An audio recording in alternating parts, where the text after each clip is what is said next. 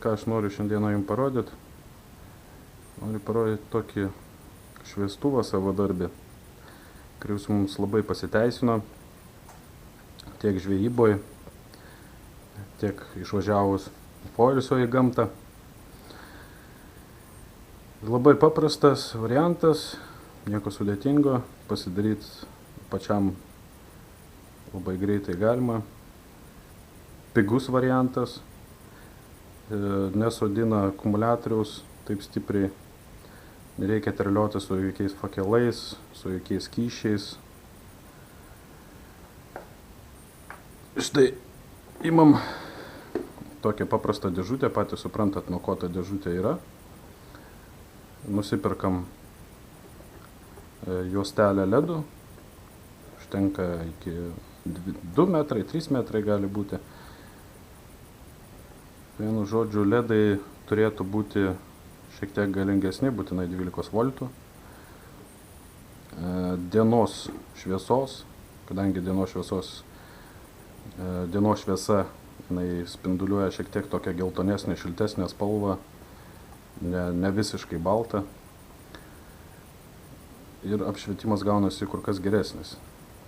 Taigi, ką darom pradžiai, tai klijuojam ledus prie šitos dėžutės. Dėžutė nebūtinai tokios formos, gali būti cilindro formos. Klijuojame ledus, po to tos ledus prilituojame prie jų laidą. Šiuo atveju mes padarė taip, kad laidas susidėtų tiesiog į tą dėžutę. Štai va, jisai visas čionais, pakankamai ilgas laidas. Esmė yra tame, kad galima būtų pasijungti šitą lempą netgi nuo automobilio akumuliatoriaus. Ir visą naktį jinai švies ir praktiškai visiškai nesodina to akumuliatoriaus.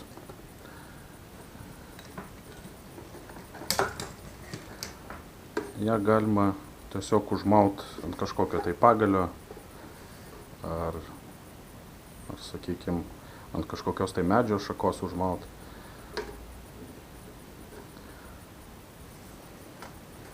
Čia tiesiog yra aliuminio profilis, kuris išsimauna ir pasididina. Tai galima lempą kur kas aukščiau iškelt, tam, kad į akis nešviestų.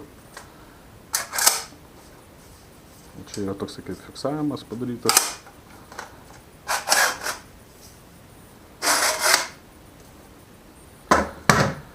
Toliau pats stovas mes sugalvojom panaudoti seną štatyvą, sulūžusi nuo kameros.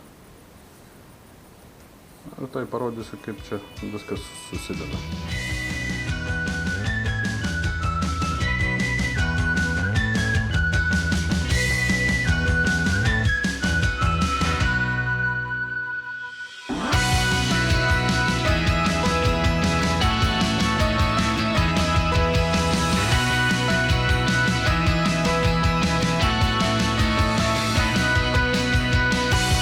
Žinoma, protestuosim mes ją naktį, parodysim, kaip jinai šviečia,